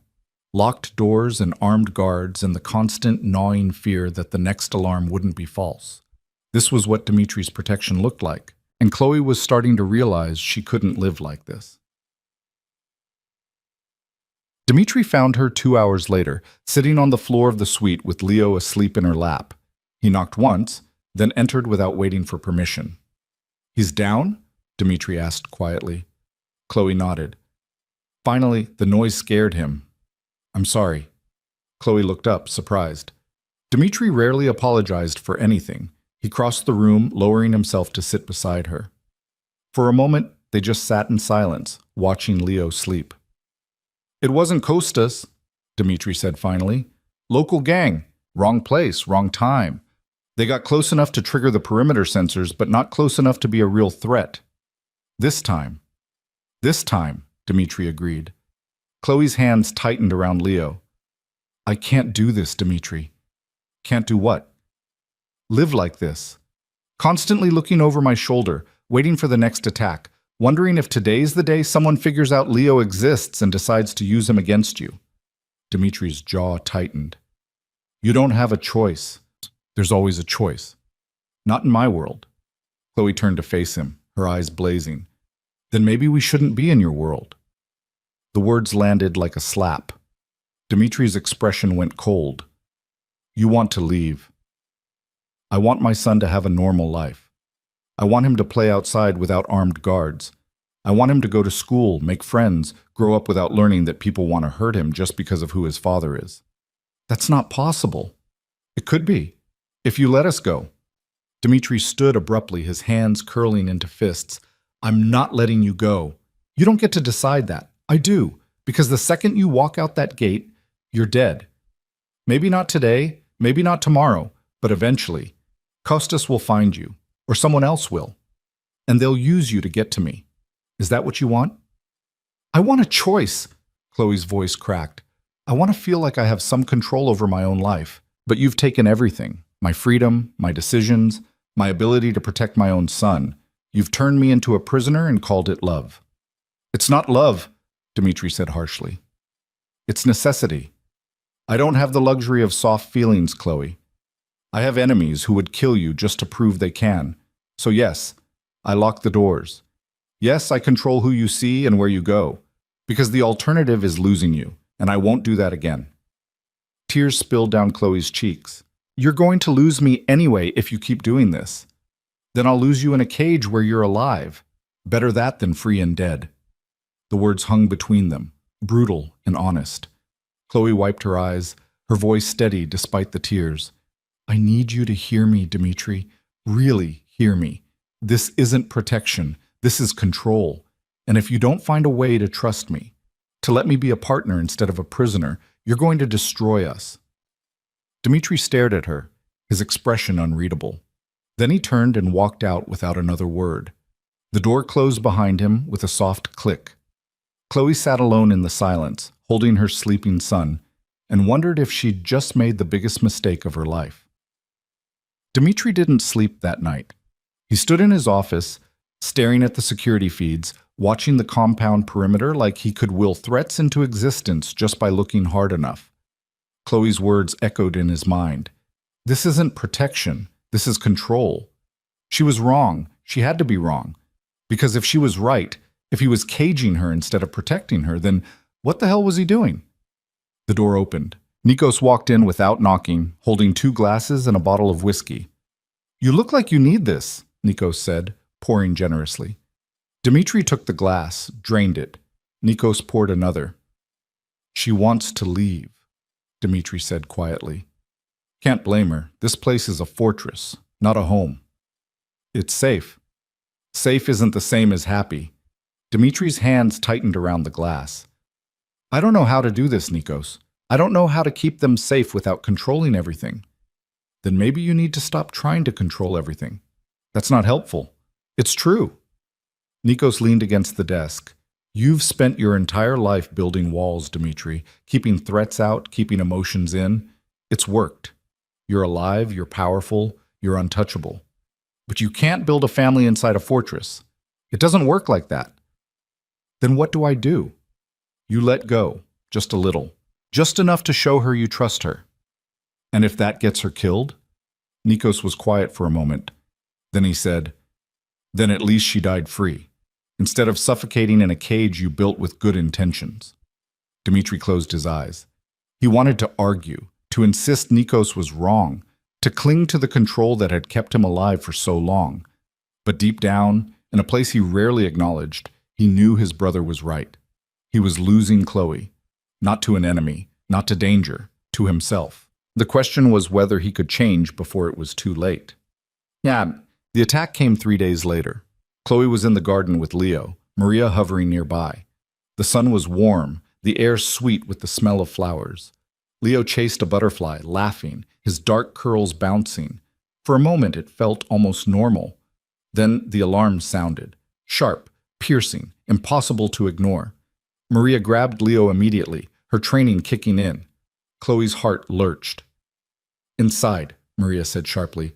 "Now!" They ran. Chloe's pulse thundered in her ears. Behind them, she heard shouting. Gunfire. Real gunfire. Maria shoved them into the residential wing, slamming the reinforced door. "Stay here! Don't move!" She disappeared. Chloe locked the door, her hands shaking. Leo was crying, terrified by the noise. "It's okay, baby," Chloe whispered, even though it wasn't okay, even though everything was falling apart. "Mama's here!" More gunfire. Closer now. Chloe backed into the corner, holding Leo tight, her mind racing. Where was Dmitri? Was he safe? Was this Costas? Was this the war she'd been afraid of? The door shuddered. Someone was trying to get in. Chloe's breath stopped. She looked around wildly for a weapon, for anything, but there was nothing. The door burst open. Dmitri stood in the doorway, covered in blood, his gun drawn. His eyes swept the room, landing on Chloe and Leo. Relief flashed across his face. Then fury. "Are you hurt?" he demanded. Chloe shook her head, unable to speak. Dmitri crossed to them in 2 strides, his free hand cupping her face. "Look at me. Are you hurt?" "No, we're fine." He exhaled shakily, pulling her and Leo against his chest. "Thank fuck." "What's happening?" Chloe whispered. "Costas. He sent a team. They breached the south wall." Dmitri's voice was hard, cold. "It's over now. They're dead." Chloe's stomach twisted. "All of them? All of them?" Leo whimpered against her shoulder. Dmitri's expression softened. He holstered his gun, reaching for his son. "Come here, buddy. You're safe." Leo went to him without hesitation, wrapping his small arms around Dmitri's neck. Dmitri held him close, his eyes closing briefly. "I'm sorry," he said quietly. "I'm so sorry you had to hear that." Chloe's throat tightened. She watched Dmitri hold Leo, saw the way his hands shook slightly, the way the mask finally cracked. He'd been terrified, absolutely, completely terrified, and that changed everything. "Dmitri," she said softly. He looked at her, his eyes dark and raw. "We need to talk," she said. "Really talk. Because this—" She gestured to the blood on his shirt, the gun at his hip, the chaos outside. "This can't be our life, not forever." Dmitri nodded slowly. "I know. So what do we do?" His jaw tightened. "I end this, once and for all." "How?" "I go to Costas, face to face, and I make him understand that you and Leo are off limits." Chloe's blood went cold. "That's suicide." "It's negotiation. With a man who just tried to kill us. With a man who needs to know I won't back down." Dmitri's voice was steel. "And that I'm willing to offer him something in return for peace. Like what?" "Territory, money, whatever it takes." Chloe stared at him. "You'd give up part of your empire? For us?" Dmitri met her gaze, unflinching. "I'd burn the whole thing to the ground if it meant keeping you safe." And in that moment, Chloe finally understood. This wasn't about control. It never had been. It was about love. Broken, desperate, all-consuming love. "Then I'm coming with you," she said. Dmitri's eyes widened. "Absolutely not." "Yes, I am." Chloe stepped closer, her voice firm. "You said you want me to trust you. Well, I need you to trust me too. We do this together. We face Costas together. Because if we're going to build a life, it has to be as partners, not as a king and his prisoner." Dmitri looked at her for a long time. Then slowly he nodded. "Together," he said. Chloe took his hand, and for the first time since she dialed his number, she felt like they might actually survive this. Dmitri stared at their joined hands like he was seeing them for the first time. Then his fingers tightened around hers, and he pulled her close, not possessively, but desperately, like a drowning man grabbing a lifeline. "You don't know what you're asking," he said against her hair. "I know exactly what I'm asking." Chloe pulled back just enough to meet his eyes. "I'm asking you to let me stand beside you instead of behind you. I'm asking you to stop treating me like something that will break. You could break. Costas could do a lot of things, but hiding from him won't change that." Chloe's voice was steady, certain. And if we're going to make this work, if we're going to be a family, then we face threats together. Not with you playing bodyguard while I sit in a locked room wondering if you're coming back. Dimitri's jaw worked. Leo squirmed between them, pushing against Dimitri's chest with tiny hands. Down, Leo demanded. Dada, down. Dimitri set him on the floor carefully. Leo immediately toddled to his toy box, apparently unbothered by the gunfire and chaos that had shaken the compound minutes ago. The resilience of children, Chloe thought. They adapted to anything if the people they loved stayed calm. She needed to stay calm, even though the idea of walking into a meeting with Kostas Papadakis terrified her more than anything she'd ever done. Dimitri paced to the window, his hands curling into fists. If I bring you to that meeting, I'm putting a target on your back. The target's already there, we both know it. But confirming it, showing Kostas that you matter to me, that makes it permanent. He'll never stop looking for ways to use you. Then we make sure he understands the cost of trying. Chloe crossed to him, placing her hand on his arm. You said you'd burn your empire to the ground for us. Show him you mean it. Show him that touching your family means war. Not the calculated kind you've been fighting for years, the scorched earth kind that leaves nothing standing. Dimitri turned to look at her, something like awe flickering in his dark eyes. You've changed. I had to. Running didn't work. Hiding didn't work. Maybe it's time to stop being afraid and start being dangerous. A slow smile curved Dimitri's mouth, dangerous and beautiful and entirely real. You're already dangerous, Chloe. You just didn't know it yet. He pulled out his phone, dialing quickly. The call connected on the second ring. Stavros, set up a meeting with Kostas. Neutral ground. Tomorrow night. Dimitri's gaze held Chloe's. And make it clear, this isn't a negotiation, it's a declaration. He ended the call and pulled Chloe into his arms, kissing her forehead, her temple, the corner of her mouth. Not passion, something deeper, gratitude maybe, or recognition. We do this together, he murmured. But if anything goes wrong, if I tell you to run, you run. You take Leo, and you disappear, and you don't look back. Understood? Chloe nodded against his chest. She was lying. If things went wrong, she wouldn't run. She'd fight, because that's what partners did, and she was done running. The warehouse sat on the industrial edge of Athens, surrounded by shipping containers and abandoned equipment. Neutral ground, Stavros had said. A place neither Constantine nor Papadakis controlled, chosen specifically so neither side could claim home advantage. Chloe sat in the back of the armored SUV, her hands folded in her lap to hide the trembling. Leo was safe at the compound with Maria and a full security detail. Leaving him had been the hardest thing she'd ever done, but Dimitri had been right about one thing. Bringing a toddler to a meeting between crime lords was a line even she wouldn't cross. Dimitri sat beside her, his expression carved from stone. He'd changed into a dark suit, his gun holstered beneath his jacket. He looked every inch the king he was, powerful, untouchable, lethal. But Chloe had seen him on the floor playing with their son, had watched him cry when Leo called him Dada, had felt him shake with fear when the compound was breached. She knew the man beneath the armor, and she loved him anyway. The thought hit her like lightning. She loved him. Still. Maybe she'd never stopped. Maybe that's why running had hurt so much, because leaving Dimitri had meant carving out a piece of her own heart. You're thinking too loud, Dimitri said quietly. Chloe blinked. What? Whatever you're thinking about, stop. I need you focused. I am focused. You're terrified. I can feel it. Chloe took a slow breath. I'm allowed to be terrified, as long as I don't let it control me. Dimitri's hand found hers, threading their fingers together. If you want to change your mind, if you want to stay in the car, I don't. Chloe, I don't, she repeated firmly. We're doing this together. You promised. Dimitri's thumb traced circles on the back of her hand. I've never brought anyone to a meeting before. Never let anyone see this part of my world. Why not?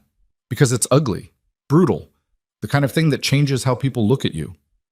Chloe turned to face him fully. I've already seen you covered in blood, Dimitri. I've watched you give orders that ended lives. I'm not naive about who you are. And you're here anyway. I'm here anyway. Something fierce and possessive flashed in Dimitri's eyes.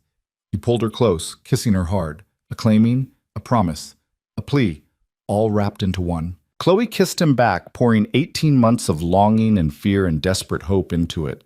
When they broke apart, both breathing hard, Stavros cleared his throat from the front seat. "We're here, sir." Dimitri straightened, his mask sliding back into place.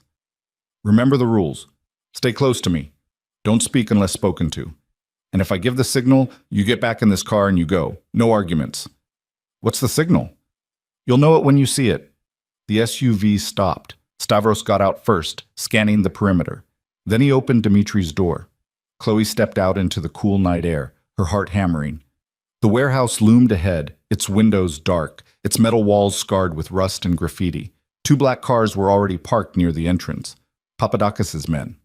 Dimitri's security detail fell into formation around them. 4 men, all armed, all moving with the precise efficiency of soldiers. Dimitri took Chloe's hand, his grip firm and grounding. "Stay with me," he murmured. They walked into the warehouse together. Inside, the space was vast and empty, except for a single table set up in the center. Bare bulbs hung from the ceiling, casting harsh light over the concrete floor. And standing on the opposite side of the table was Kostas Papadakis. Chloe had never seen him before, but she recognized him instantly. Mid-50s, silver hair, sharp suit. He looked like a businessman, not a crime lord, but his eyes, cold, calculating, predatory, gave him away. 2 men flanked him, both armed, the same number Dimitri had brought inside. Balanced, deliberate. This was theater as much as negotiation. Kostas's gaze swept over Dimitri, then landed on Chloe. His eyebrows rose slightly. "Dimitri Konstantin, you've surprised me. I expected you to come alone. Instead, you bring—" He paused, his smile thin. "A date?" "My partner," Dimitri said coldly. "Chloe Harper." Kostas's expression shifted, surprise giving way to calculation. "Harper. I've heard that name recently.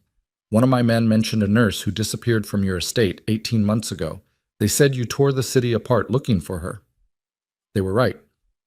"And now she's back." Kostas's gaze traveled over Chloe with uncomfortable thoroughness. "Interesting timing, especially given the child you've been hiding at your compound." Chloe's blood ran cold. Dimitri's hand tightened around hers, a warning to stay silent. "I'm not hiding anything," Dimitri said evenly. "I'm protecting what's mine. There's a difference." "Is there?" Kostas leaned against the table, casual but watchful. "Because from where I stand, it looks like you have a weakness now. A pretty nurse and a baby, soft targets." "Touch them," Dimitri said quietly, "and I will end you. Not your organization, not your territory. You, personally. I will make it slow, painful, and public. And then I will dismantle everything you've built piece by piece until there's nothing left but ashes." The temperature in the room dropped. Kostas's men shifted, hands moving toward their weapons. Dimitri's security detail mirrored the movement. Kostas held up a hand, stopping the escalation before it began. "Easy, Dimitri. I'm not here to threaten your family. I'm here to understand why you called this meeting. Because your men attacked my compound. You breached my walls, endangered my son, and forced my hand. That ends tonight." "Does it?" Kostas's smile was razor sharp. "And how exactly do you plan to end it?" "By offering you a deal." Kostas laughed, a short, disbelieving sound. "You? Offering me a deal? I must be dreaming." "I'm serious." Dimitri released Chloe's hand, stepping forward. "I'll give you the Piraeus docks, full control, plus 20% of the shipping revenue for the next 5 years. Silence fell. Chloe's breath caught. The Piraeus docks were one of Dimitri's most valuable assets, a major shipping hub that generated millions in revenue. Offering it to Kostas was like offering a kingdom. Kostas's eyes narrowed. "In exchange for?" "Peace. Complete, unequivocal peace. No more probing my territory. No more attacks. No more questions about my family. You leave us alone, and I leave you alone. We go back to our corners and we stay there. And if I refuse?" Dimitri's smile was ice. "Then we go to war. Real war. Not the territorial skirmishes we've been dancing around for years. I will come at you with everything I have: money, men, connections. I will bribe your allies, kill your soldiers, and destroy your reputation until no one in this city will work with you. And when you're weak and desperate and alone, I will finish it." Costa studied him for a long moment. Then his gaze shifted to Chloe. "You must be something special," he said conversationally, "to make Dmitri Konstantin willing to give up so much." Chloe's throat was dry, but she forced herself to speak. "I'm the mother of his child. That makes me non-negotiable." "Does it?" Costas tilted his head. "Tell me, Miss Harper, do you understand what kind of man you've tied yourself to? Do you know how many people he's killed? How much blood is on his hands?" "I know exactly who he is," Chloe said steadily, "and I'm here anyway." Loyalty. How quaint! Costas's tone was mocking, but there was something else beneath it. Respect, maybe, or curiosity. And what happens when that loyalty runs out? When you realize that loving a man like Dmitri means living in constant fear? Then I'll deal with it, together with him, because that's what partnership means. Costas laughed again, shaking his head. "You're either very brave or very stupid, Miss Harper. I haven't decided which." "Neither have I," Chloe admitted. "But I'm done running from it." Costas looked at Dmitri. "You found yourself a fighter, I'll give you that." "I know." Dmitri's voice was rough with pride. "So, do we have a deal?" Costas was silent for a long time, his expression unreadable. Then he straightened, buttoning his suit jacket. "The docks. 20% revenue. 5 years. In exchange for complete peace." "Yes." "And if either of us breaks the agreement?" "Then all bets are off, and we finish what we started." Costas extended his hand. "Deal." Dmitri took it, their handshake firm and brief, a contract sealed in blood and power, the way these things always were in their world. Costas released his hand, his gaze shifting to Chloe one more time. "Take care of him, Miss Harper. Men like Dmitri don't know how to take care of themselves." "I will," Chloe said. Costas nodded once, then turned and walked out, his men following. The warehouse emptied quickly, leaving only Dmitri, Chloe, and their security detail. Dmitri exhaled slowly, his shoulders dropping. "It's done." Chloe threw her arms around him, burying her face in his chest. "You did it. You actually did it. We did it." Dmitri's arms came around her, holding tight. "You stood there and faced him down like you weren't terrified. You were incredible." "I was terrified." "I know, but you didn't show it. That's what mattered." Chloe pulled back just enough to look at him. "Did you mean it? About the war? If he'd said no?" Dmitri's expression was serious. "Every word. I would have burned everything to keep you safe." "That's insane. That's love." The words hung between them, raw and honest. Chloe's breath caught. "Say it again," she whispered. Dmitri cupped her face in his hands, his thumbs brushing her cheekbones. "I love you, Chloe. I've loved you since the day you walked into my estate and looked at me like I was just a man instead of a monster. And I loved you when you left, and I loved you when you came back, and I'll love you for the rest of my life. Even if you run again. Even if you hate me for what I am, I will never stop loving you." Tears spilled down Chloe's cheeks. "I love you too. I'm sorry it took me so long to say it. I'm sorry I ran. I'm sorry I kept Leo from you. I was so afraid." "I know." Dmitri kissed her forehead, her cheeks, her lips. "I know, sweetheart. But we're past that now. We're here. And we're not running anymore." Chloe kissed him back, pouring every emotion she couldn't name into it. Relief, joy, hope, love so deep it terrified her. When they finally broke apart, Stavros was standing a respectful distance away, his expression carefully neutral. "Sir, we should go. The compound is secure, but I'd prefer to get you both back before anything changes." Dmitri nodded. "Let's go home." Home. The word settled in Chloe's chest like a promise. Not the apartment where she'd been hiding, not even the estate where she'd first fallen in love with him. The compound, cold and fortified and completely wrong for a child, but home nonetheless. Because Dmitri was there, and Leo was there, and that made it home. They walked out of the warehouse together, hand in hand, and climbed into the SUV. As they pulled away, Chloe looked back at the building one last time. She'd walked in as a prisoner, a woman trapped by circumstances and fear. She walked out as a partner, a fighter, someone who'd faced down a crime lord and lived to tell the tale. And she'd done it standing beside the man she loved. The compound was blazing with light when they arrived. Chloe's heart leapt. Something was wrong, but Stavros's expression was calm as he opened the door. "Welcome back," he said simply. They walked inside to find the main room transformed. Balloons floated near the ceiling. A banner hung across the far wall. "Welcome home." And in the center of it all, Leo sat on Nikos's lap, clapping his hands and laughing. Chloe stopped dead. "What is this?" Nikos grinned. "A celebration. Dmitri called ahead, said you two made peace with Kostas. That deserves cake, don't you think?" Leo saw them and shrieked with joy. Mama! Dada!" He scrambled off Nikos's lap and ran, toddled quickly, toward them. Chloe scooped him up, holding him tight. "Did you miss us, baby?" Miss!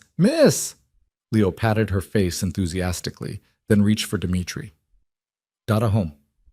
Dmitri took him, his expression softening instantly. "Yeah, buddy, Dada's home." Nico stood, crossing to clap Dmitri on the shoulder. "You actually did it. You negotiated instead of burning everything down." "I'm impressed." "Don't be too impressed. If he'd said no, I would have burned it down anyway." "I believe you." Nikos turned to Chloe, his grin widening. "And you? Standing up to Kostas Papadakis on your first outing. Either you're fearless or insane." "Probably both," Chloe admitted. Nikos laughed. "I like her, Dmitri. Don't screw this up." "I'll try not to." The rest of the evening passed in a blur of laughter and cake, and Leo getting frosting everywhere. The security team joined in, toasting to peace with quiet satisfaction. Even Stavros cracked a smile. It felt surreal. A crime lord's compound surrounded by armed guards, celebrating a treaty sealed with threats and power plays. But in the middle of it all was a little boy laughing, and two people who'd found their way back to each other despite impossible odds. As the night wound down, Dmitri carried Leo upstairs to the nursery. Chloe followed, watching as he laid their son in the crib and pulled the blanket up. "Sleep tight, buddy," Dmitri murmured, brushing Leo's curls back. "Dada loves you." "Love Dada," Leo mumbled, already half asleep. Dmitri's eyes closed briefly, his expression raw. Then he straightened and took Chloe's hand, leading her out into the hall. "Come with me," he said quietly. He led her to his suite, a space she'd never entered before. It was simpler than she'd expected. Clean lines, minimal furniture, large windows overlooking the compound grounds. A king-size bed dominated one wall. Dmitri closed the door behind them and pulled Chloe into his arms. "I need to say something," he said against her hair. "What?" "I was wrong. About everything. About locking you up. About making decisions without you. About thinking I could protect you by controlling you. You were right. It wasn't protection. It was fear. I was so afraid of losing you again that I tried to hold on too tight." Chloe's throat tightened. "You were trying to keep us safe." "I was. But I was also trying to keep you, and those aren't the same thing." Dmitri pulled back, meeting her eyes. "From now on, we make decisions together. About Leo, about security, about our future. I'm done being a king who gives orders. I want to be a partner who listens." "Can you do that?" Chloe asked softly. "Can you really let go of control?" "I don't know," Dmitri admitted. "But I'm going to try, because losing you would destroy me, and I'd rather fail at being a good partner than succeed at being a perfect tyrant." Chloe kissed him, slow and deep and full of promise. "Then we'll figure it out together." They made love that night, not the desperate, frantic coupling of people who'd been apart too long, but something gentler, a reconnection, a promise. Two people choosing each other despite the odds, despite the danger, despite every reason they had to run. Afterward, Chloe lay in Dmitri's arms, her head on his chest, listening to his heartbeat. "What happens now?" she asked quietly. "Now we live," Dmitri said. "We raise our son. We build something real, and we trust that we're strong enough to survive whatever comes next." "Are we?" Dmitri's arms tightened around her. "Yeah, sweetheart, we are." And lying there in the darkness, surrounded by walls and guards and the remnants of a war they'd just ended, Chloe finally believed him. They were strong enough. Together, they could survive anything. 6 months changed everything and nothing at all. The compound was still a fortress. The guards still patrolled the perimeter. The walls still stood high and unforgiving against the Athens skyline. But inside those walls, something fundamental had shifted. Chloe woke to sunlight streaming through the bedroom windows and the sound of Leo's laughter echoing from somewhere downstairs. She stretched, her body warm and relaxed in a way it hadn't been in years. The bed beside her was empty, but she could smell coffee. Dimitri's doing. He'd started bringing her coffee in bed weeks ago, a small gesture that somehow meant more than all the grand declarations. She pulled on a robe and padded downstairs, following the sound of voices to the kitchen. The scene that greeted her stopped her in her tracks. Dimitri stood at the stove, still in pajama pants and a t-shirt, flipping pancakes. Leo sat on the counter beside him, wearing more batter than clothes, chattering away in the incomprehensible mix of real words and toddler gibberish that passed for conversation these days. And then the doggy goes woof woof, Leo was explaining seriously. Does he? Dimitri flipped a pancake with practiced ease. What else does the doggy do? Runs. Fast, fast, fast. That's pretty fast. Chloe leaned against the doorway, her chest tight with emotion. This wasn't the man she'd run from 18 months ago. That man had been all sharp edges and cold control, a king who ruled his empire with an iron fist and never let anyone see the vulnerable parts. This man, the one making pancakes with their son, his hair mussed from sleep, his expression soft and open, was someone new, someone Dimitri was choosing to become. Morning, she said softly. Dimitri looked up, his face lighting up in a smile that still took her breath away. Morning, sweetheart. Coffee's ready. Pancakes are almost done. Leo spotted her and shrieked with joy. Mama, Dada making cakes. I see that. Are they good cakes? The best, Leo declared with absolute certainty. Chloe crossed to them, kissing Leo's syrup-sticky cheek, then rising on her toes to kiss Dimitri properly. He responded immediately, his free hand coming up to cup the back of her head, deepening the kiss until Leo made exaggerated gagging sounds between them. Yucky, Leo announced. Dimitri laughed against Chloe's mouth. Yeah, you'll understand when you're older. No yucky kisses. Sorry, buddy. You're outvoted. Chloe poured herself coffee, settling at the kitchen island while Dimitri finished the pancakes. It was such a normal scene. Domestic, peaceful, almost boring. And that was exactly what made it extraordinary. Because nothing about their lives was normal. Dimitri still ran his empire, still made the hard calls, still walked the razor's edge between legitimate business and the underworld. But he'd started delegating more, trusting Nikos and Stavros with decisions he would have controlled personally before. He came home for dinner. He put Leo to bed every night. He asked Chloe's opinion on things that mattered. He was learning to let go. And so was she. What's on your agenda today? Dimitri asked, sliding a plate of pancakes in front of her. I have that interview at the hospital, the ER position. Dimitri's expression flickered, just for a second, the old control reasserting itself. Then he took a breath and nodded. Right.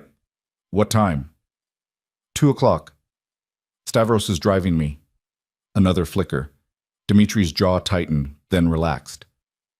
Do you need me to come with you? Chloe reached across the island, taking his hand. I'll be fine. It's a job interview, not a war zone. I know. Dimitri stopped, looking down at their joined hands. I'm working on it. The letting go thing. It's harder than I thought. I know it is. But you're doing it anyway. That's what matters. Leo, oblivious to the tension, shoved an entire pancake in his mouth and grinned at them both. Leo, we talked about this, Chloe said, trying not to laugh. Small bites. Leo chewed elaborately, then swallowed. Small. That was not small. Small for me, Dimitri snorted. He's got a point. They finished breakfast in comfortable chaos, Leo managing to get syrup in his hair, on the table, and somehow on the ceiling. Chloe was still trying to figure out the physics of that last one when her phone buzzed. A text from the hospital. Looking forward to meeting you today. Dr. Morrison? Her stomach flipped. She'd been out of nursing for 18 months, living off the grid, working cash jobs that didn't ask questions. Going back to legitimate work felt like stepping into the light after hiding in shadows. But it also felt like reclaiming a piece of herself she'd thought was lost. "You're nervous," Dmitri observed. "Is it that obvious?" "You're doing the thing with your hands, the twisting thing." Chloe looked down. He was right. She forced herself to stop. What if they ask where I've been? What if they want references I can't provide?" "Then you tell them the truth. You took time off to have a baby. You're ready to come back now." "And if they dig deeper?" Dimitri's expression hardened slightly. "They won't. I made sure of it." Chloe's stomach dropped. "What did you do?" "Nothing illegal. I had Stavros reach out to some contacts. Your employment history is clean. Your credentials are verified. No one's going to ask uncomfortable questions." Chloe should have been angry. Should have pushed back against Dmitri smoothing the path without asking her first. But looking at him now, at the careful way he was watching her, waiting to see if he'd overstepped, she realized he was trying to help without controlling, trying to protect without caging. "Thank you," she said quietly. Relief flashed across Dimitri's face. "You're not mad?" "I'm not mad, as long as you promise to ask next time before you fix things for me." "I promise." Leo chose that moment to knock his juice cup off the table. It hit the floor with a spectacular splash, sending apple juice everywhere. "Oops," Leo said cheerfully. Dmitri sighed. "I'll get it." "No, I've got it. You get him cleaned up before he becomes a sticky disaster." They moved around each other easily, a choreography they'd developed over months of learning to share space, share decisions, share the million tiny responsibilities that came with raising a child. It wasn't perfect. They still fought about security, about boundaries, about how much independence was safe and how much protection was necessary. But they fought as partners now, not as adversaries, and that made all the difference. The interview went better than Chloe expected. Dr. Morrison was warm, professional, and clearly impressed by her experience. They talked about trauma cases, triage protocols, the chaos of ER work. Chloe felt herself coming alive again, the part of her that loved nursing awakening after 18 months of dormancy. "When can you start?" Dr. Morrison asked at the end. Chloe's breath caught. "You're offering me the position? If you want it, we're short-staffed and your background is exactly what we need. 3 12-hour shifts a week to start. You can pick your schedule." Chloe wanted to say yes immediately, but she'd learned, slowly, painfully, to consider all the angles. "Can I have 24 hours to think about it?" she asked. "I need to make sure childcare is covered." "Of course. Take your time." Stavros was waiting in the parking lot when she emerged, leaning against the SUV with his characteristic stoicism. He opened the door for her without comment. "How did it go?" he asked once they were moving. "They offered me the job." Stavros's mouth quirked, the closest thing to a smile she'd ever seen from him. "Congratulations." "I haven't accepted yet." "But you will." "How do you know?" "Because you've been restless for weeks. Mr. Constantine sees it, even if he won't say it. You need this." Chloe looked out the window, watching Athens slide past. "Does it bother him that I want to work?" "It terrifies him, but he's learning to live with being terrified." Stavros glanced at her in the rear-view mirror. "That's growth, Miss Harper. For a man like him, that's everything." They drove in silence for a while. Then Chloe asked the question that had been nagging at her for months. "Do you think he'll ever really let go? Stop trying to control everything?" Stavros considered this carefully. "No. Control is too fundamental to who he is. But I think he's learning to choose what he controls and what he lets go. That's the best you can hope for with men like us." "Men like you?" "Men who've survived by never trusting anyone, by always being 3 steps ahead, by treating the world like a battlefield." Stavros's voice was matter-of-fact. "You can't undo that completely. But you can teach us that not everything is a battle, that some things are worth the risk of letting go." Chloe's throat tightened. "You think I'm teaching him that?" "I know you are. I've worked for Dmitri for 12 years. I've never seen him like this. Happy. Present. Human." Stavros met her eyes in the mirror. Whatever you're doing, keep doing it. Leo was napping when Chloe got home. Dmitri was in his office on a video call that sounded tense and complicated. Chloe peeked in, caught his eye. He held up 5 fingers. 5 minutes. She used the time to check on Leo, who was sprawled across his crib like a starfish, one leg hanging through the bars. She adjusted him gently, covering him with his favorite blanket, the one with trucks on it that Dmitri had bought on a rare trip to a regular store. "How's he doing?" Chloe turned. Dmitri stood in the doorway, his suit jacket discarded, his tie loosened. Dead to the world. The pancakes knocked him out cold. Dmitri smiled. "My secret weapon, carbs and sugar." They stood together, watching Leo sleep. These were Chloe's favorite moments, the quiet ones, when it was just the 3 of them and the world outside the compound didn't exist. "They offered me the job," she said softly. Dmitri's hand found hers. "That's good. That's really good." "You mean that?" "I do." He turned to face her fully. "I won't pretend I'm not worried. The hospital is outside the compound, outside my control. But you need this. And I need to trust that you'll be careful. I will be. I promise." "When do you start?" "I haven't accepted yet. I wanted to talk to you first, make sure we can handle childcare, make sure you're really okay with it." Dmitri pulled her into his arms, his chin resting on top of her head. "I'm okay with it. Scared out of my mind, but okay with it. Take the job, Chloe. Be a nurse again. I'll figure out the rest." Chloe breathed him in, expensive cologne and coffee and something uniquely Dmitri. "We'll figure out the rest. Together." "Together," he agreed. They stood like that for a long time, holding each other in the nursery while their son slept, and Chloe felt something settle deep in her chest. Not contentment exactly. Their lives were still too complicated for that, but peace. The knowledge that they were building something real, something that could withstand the pressures of Dmitri's world and the weight of their past. Later that evening, after Leo was in bed and the compound had settled into its nighttime rhythm, Dmitri found Chloe in the garden. She was sitting on a bench beneath the olive trees, wrapped in a sweater against the cool evening air. He sat beside her, not speaking, just present. Finally, Chloe broke the silence. "Do you ever regret it? The deal with Costas? Giving up the docks?" Dmitri considered the question.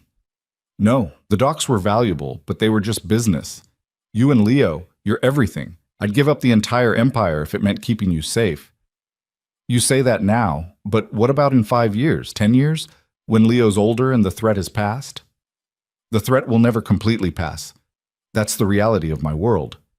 Dmitri took her hand, threading their fingers together. "But I'm working on changing that world, legitimizing the businesses, moving away from the things that bring violence. It'll take time, but I'm doing it. For Leo, for you, for us." Chloe leaned her head against his shoulder. "I'm proud of you. I don't say that enough." "You don't have to say it. I see it in the way you look at me, the way you trust me with our son. That's worth more than words." They sat in comfortable silence, watching the stars emerge over Athens. Somewhere in the distance, the city hummed with life. Millions of people going about their business, unaware of the crime lord and the nurse sitting in a garden, building a future from the wreckage of their past. "I have something for you," Dmitri said eventually.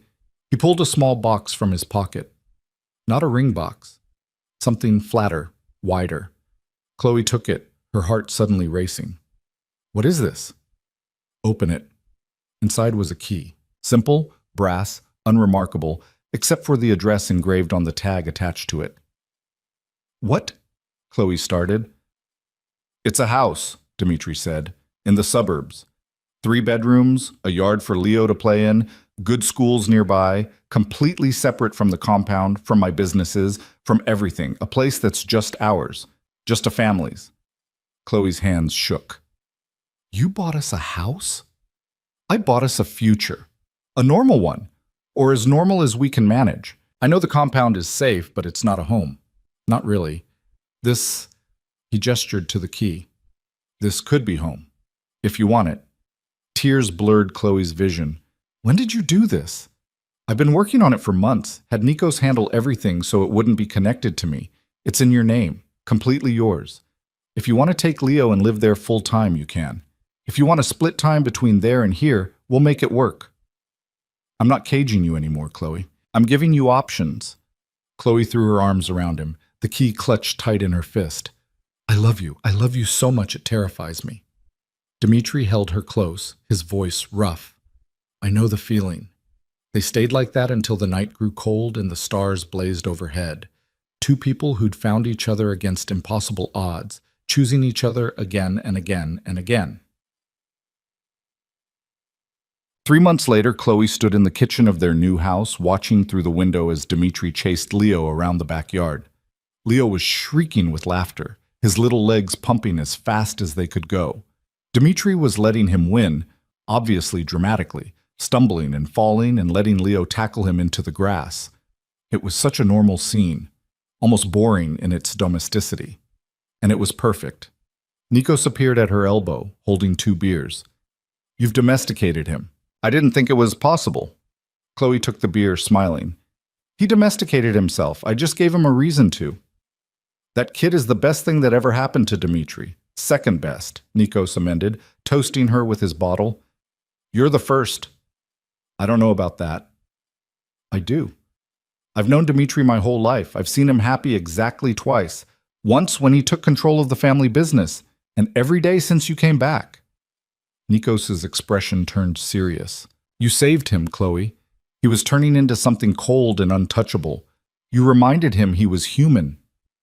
Chloe's throat tightened. He's doing the work himself. I'm just here. That's all he needed. Someone to be here. Someone who saw the man underneath all the armor and decided he was worth fighting for. Outside, Leo had climbed onto Dmitri's back, demanding a horsey ride. Dmitri obliged, galloping around the yard while Leo clung to his shoulders and squealed with delight. Maria appeared in the doorway, smiling at the scene. Dinner's almost ready, Miss Chloe. Thanks, Maria. Can you let them know? Maria stepped outside, calling to Dmitri and Leo. They came in flushed and happy, Leo chattering about how fast the horsey went. Dinner was chaos. Leo spilling his milk, Nikos telling inappropriate stories, Dmitri stealing food off Chloe's plate and pretending he didn't when she called him out. It was loud and messy and completely imperfect. It was family. After dinner, after Leo was bathed and in pajamas, and demanding 3 stories instead of the usual 2, after Nikos left and Maria went home and the house settled into quiet, Dmitri found Chloe on the porch. He sat beside her, pulling her into his arms. I have something to ask you, he said quietly. Chloe's pulse quickened. What? Dmitri pulled back just enough to look at her. Then he slid off the porch swing and onto one knee. Chloe's breath stopped. He pulled a ring from his pocket, simple, elegant, a single diamond on a platinum band. Not ostentatious, not a statement of wealth, just beautiful. Chloe Harper, Dmitri said, his voice steady but his hands shaking. You've given me everything, a son, a second chance, a reason to be better than I was. I know I'm not easy to love. I know my world is complicated and dangerous and sometimes terrifying, but I promise you, I will spend the rest of my life trying to be the man you deserve, the father Leo deserves. Will you marry me? Chloe was crying openly now, not bothering to wipe the tears away. Yes. Yes, of course, yes. Dmitri slid the ring onto her finger, then pulled her down into a kiss that was equal parts desperation and joy. When they broke apart, both breathing hard, he pressed his forehead to hers. I love you, he whispered. I'll love you until the day I die, and probably beyond that. I love you too. Even when you're impossible. Even when you're controlling. Even when you make me crazy. Especially then? Especially then. They went inside together, hand in hand, and Chloe looked around at the house they'd made. Not perfect, not pristine, but lived in and loved and real. Dmitri's jacket was thrown over a chair. Leo's toys littered the floor. The kitchen still had dishes from dinner. It was messy and chaotic and absolutely nothing like the life she'd imagined 18 months ago when she'd run from the most dangerous man in Greece. It was so much better. The wedding was small, just family and a handful of close friends. No elaborate production, no society photographers, No statement about power or alliances.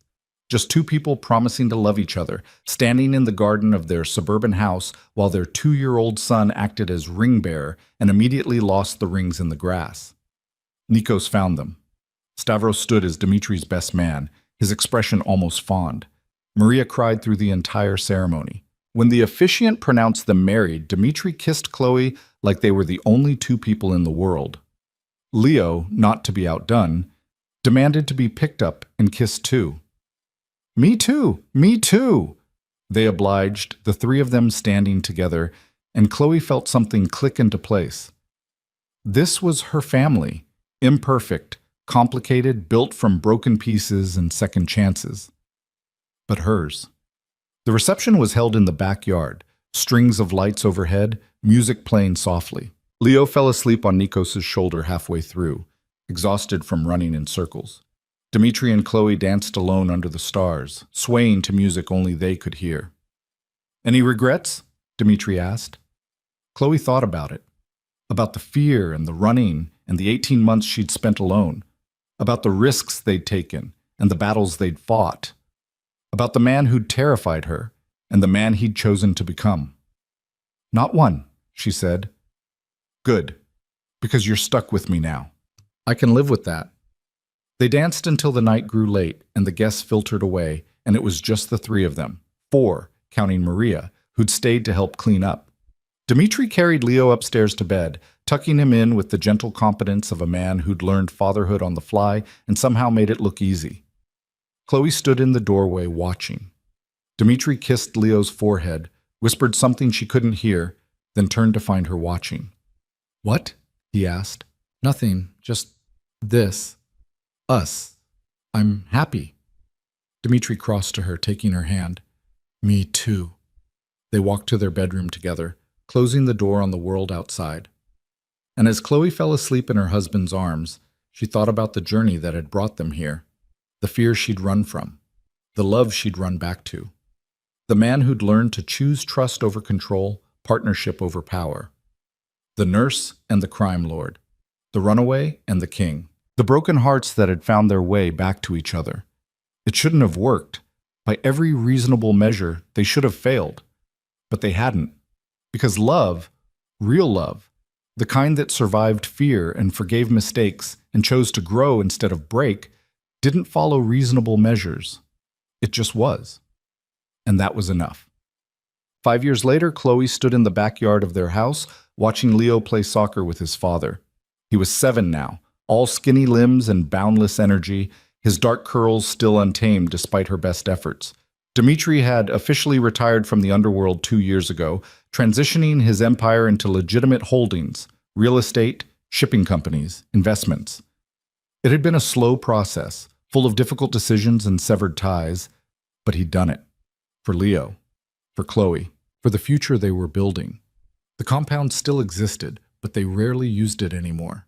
This house, suburban, normal, wonderfully ordinary, was home. A small hand tugged at Chloe's shirt. She looked down to find her daughter staring up at her with wide, dark eyes. Elena.